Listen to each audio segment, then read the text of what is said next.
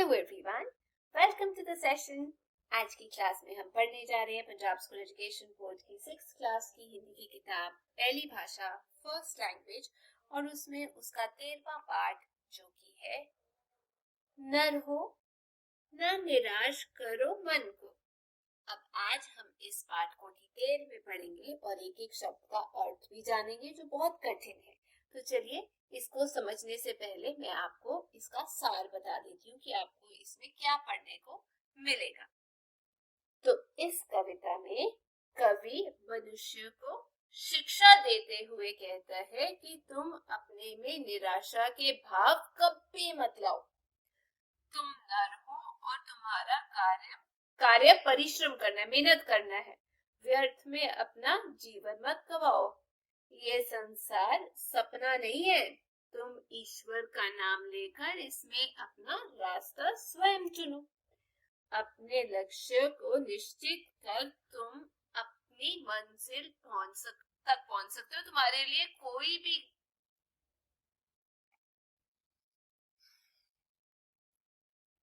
Hello everyone, welcome to the session. आज की class में हम पढ़ने जा रहे हैं पंजाब स्कूल एजुकेशन बोर्ड की 6th क्लास की हिंदी की किताब पहली भाषा फर्स्ट लैंग्वेज और उसमें उसका 13वां पाठ नर हो ना निराश करो मन को। इस कविता को हम डिटेल में पढ़ेंगे और एक एक शब्द जो कठिन है उसे समझेंगे। तो चलिए पहले इसका सार जो है वो समझ लेते हैं। अब कवि मनुष्य को शिक्षा देते हुए कहता है कि तुम अपने में निराशा के भाव कभी मत लाओ। तुम नर हो और तुम्हारा कार्य परिश्रम करना है। व्यर्थ में अपना जीवन मत गवाओ। ये संसार सपना नहीं है। तुम ईश्वर का नाम लेकर इसमें अपना रास्ता स्वयं चुनो। अपने लक्ष्य को निश्चित कर तुम अपनी मंजिल की ओर बढ़ो। ईश्वर ने तुम्हें 2 हाथ दिए हैं, उनसे परिश्रम मेहनत करो और किसी भी धन को अप्राप्य न समझो। तुम ईश्वर के गुणों को प्राप्त कर धरती पर उत्पन्न हुए हो, इसलिए तुम्हारे लिए कोई भी कार्य करना कठिन नहीं है। तुम तन मन से परिश्रम करो। तो चलिए अब हम इसका एक एक स्टैंजा पढ़ेंगे और फिर उसको समझेंगे। पहला जो पद्यांश है वो है नर हो निराश करो मन को। कुछ काम करो, जग में रहकर कुछ नाम करो। यह जन्म हुआ किस अर्थ अहो समझो, जिसमें यह व्यर्थ न हो। कुछ तो उपयुक्त करो तन को, नर हो ना निराश करो मन को। अब इसमें कठिन शब्द जो है नर का मतलब होता है मनुष्य, वैसे ही यहाँ पर जो कठिन शब्द है वो है जग। जग का मतलब होता है संसार और व्यर्थ का मतलब होता है फिजूल। तो हम ये कह सकते हैं कि यह पद्यांश श्री मैथिली शरण गुप्त द्वारा रचित नर हो ना निराश करो मन को नामक कविता से लिया गया है और इसमें कवि ने मनुष्य को निराशा को छोड़कर परिश्रमी बनने के लिए प्रोत्साहित किया है। कहने का मतलब ये कि कवि कहता है तुम मनुष्य हो, अपने मन को निराश मत करो, कुछ न कुछ काम अवश्य करो। संसार में रहकर अपना कुछ नाम जरूर बनाओ, प्रसिद्धि प्राप्त करो। ये तुम्हारा जन्म किस लिए हुआ है, तुम समझो या संभल जाओ, जिससे तुम्हारा ये मनुष्य जन्म बेकार न चला जाए। तुम अपने शरीर को कुछ तो काम करने के योग्य बनाओ। तुम मनुष्य हो, अतः अपने मन को निराश ना होने दो। तो हम ये कह सकते हैं कवि ने मनुष्य को जीवन में काम करने की प्रेरणा दी है। आगे दूसरा, समझो कि सुयोग न जाए चला, कब व्यर्थ हुआ सद उपाय भला। समझो जग को ना निराश अपना, पथ आप करो प्रशस्त अपना, अखिलेश्वर है अवलंबन को, नर हो ना निराश करो मन को। अब इसमें कठिन शब्द है, सुयोग का मतलब होता है अच्छा,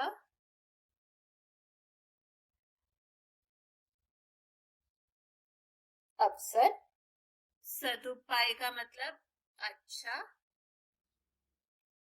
उपाय।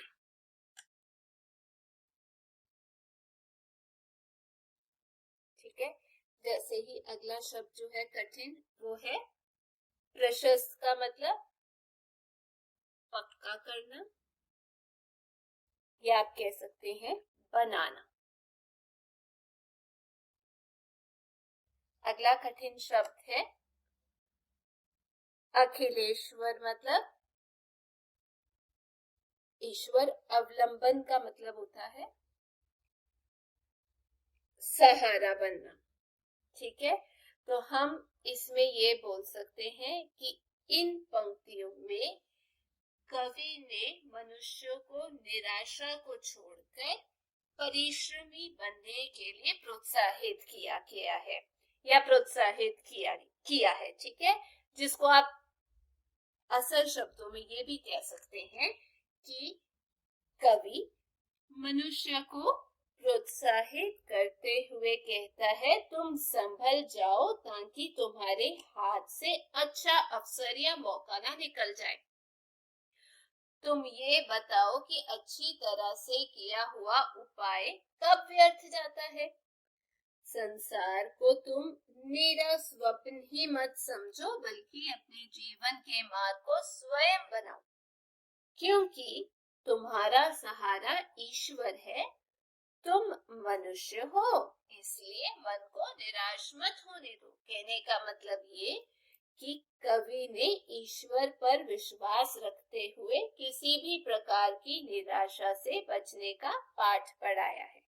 आगे तीसरा, निज गौरव का नित ज्ञान रहे, हम भी कुछ है ये ध्यान रहे, सब जाए अभी पर मान रहे, मरने पर गुंजित गान रहे, कुछ हो ना तजो निज साधन को, नर हो ना निराश करो मन को। अब इसमें जो मुश्किल शब्द है निज, उसका मतलब जो होता है वो है अपना।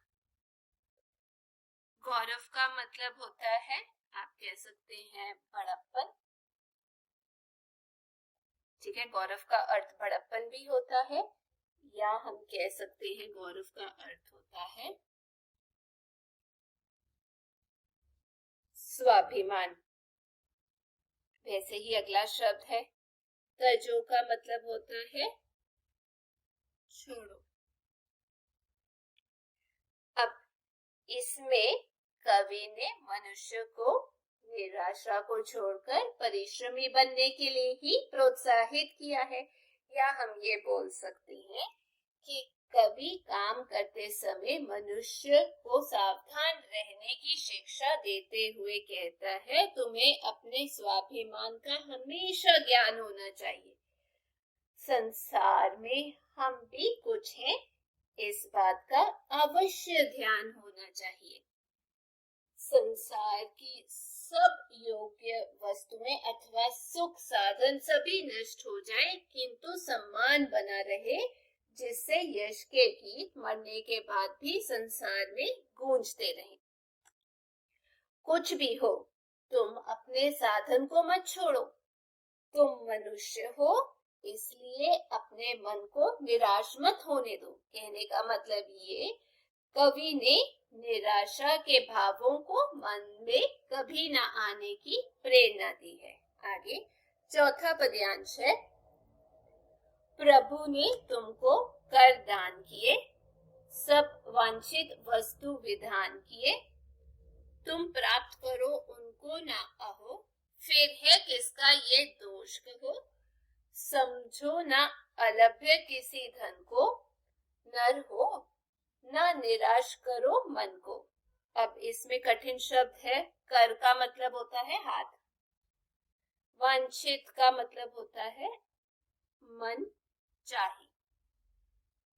वैसे ही अलभे का मतलब होता है, आप कह सकते हैं, अपर्याप्त या ना मिलने योग्य। तो इसमें भी जैसे हमने पहले पंक्तियों में पढ़ा है, इस पंक्तियों में भी जो कवि हैं उन्होंने मनुष्य को निराशा को छोड़कर परिश्रमी बनने के लिए प्रोत्साहित किया है। तो हम ये कह सकते हैं, कवि मनुष्य को प्रेरणा देते हुए कहता है, परमात्मा ने तुम्हें दो हाथ प्रदान किए हैं और सब मनचाही वस्तुएं भी तो प्रदान की हैं। फिर यदि तुम उनको प्राप्त ना करो तो बताओ, फिर ये उसका दोष है, भगवान का दोष है क्या? किसी भी पदार्थ को तुम ये मत समझो कि ये प्राप्त नहीं हो सकता, सब कुछ संभव है, बस अपने मन को निराश मत होने दो। तुम मनुष्य हो इसलिए अपने मन को निराश मत करो। या हम कह सकते हैं, मनुष्य अपने तन मन से किसी भी लक्ष्य की प्राप्ति कर सकने के योग्य है। आगे चलते हैं। किस गौरव के तुम योग्य नहीं, कब कौन तुम्हें सुख भोग्य नहीं। जन हो तुम भी जगदीश्वर के, सब हैं जिसके अपने घर के। फिर दुर्लभ क्या उसके जन को, नर हो ना निराश करो मन को। अब इसमें भोग्य का मतलब होता है भोगने योग्य। मैं यहाँ लिख देती हूँ, भोगने। वैसे ही जगदीश्वर का मतलब होता है परमात्मा, और दुर्लभ का मतलब होता है जो कठिनाई से प्राप्त हो, जो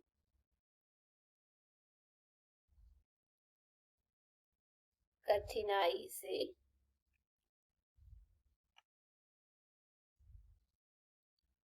प्राप्त हो। ठीक है, तो ये तो थे कठिन शब्द। अब इसमें भी कवि ने मनुष्य को निराशा को छोड़कर परिश्रमी बनने के लिए बहुत सारा प्रोत्साहित किया है, उनको पंप अप किया है। तो हम आसान शब्दों में ये बोल सकते हैं कि कवि कहता है, कौन सा ऐसा मान है जिसके लिए तुम योग्य नहीं हो, अर्थात तुम सब प्रकार का सम्मान प्राप्त करने की योग्यता रखते हो। ऐसा कौन सा सुख है जिसको भोगने के तुम योग्य नहीं हो। तुम उस ईश्वर की संतान हो जिन्हें वो अपने घर का सदस्य मानते हैं। सभी प्राणी ईश्वर को समान रूप से प्यारे हैं। भला फिर उस ईश्वर के व्यक्ति के लिए कौन सी वस्तु ऐसी है कि जिससे प्राप्त नहीं किया जा सकता। तुम मनुष्य हो इसलिए अपने मन को निराश मत करो। मनुष्य को ईश्वर ने हर कार्य करने और उसमें सफलता प्राप्त करने के गुण प्रदान किए हैं। तो ये थी डिटेल्ड एक्सप्लेनेशन। मैं उम्मीद करती हूँ आप सबको समझ आ गया होगा।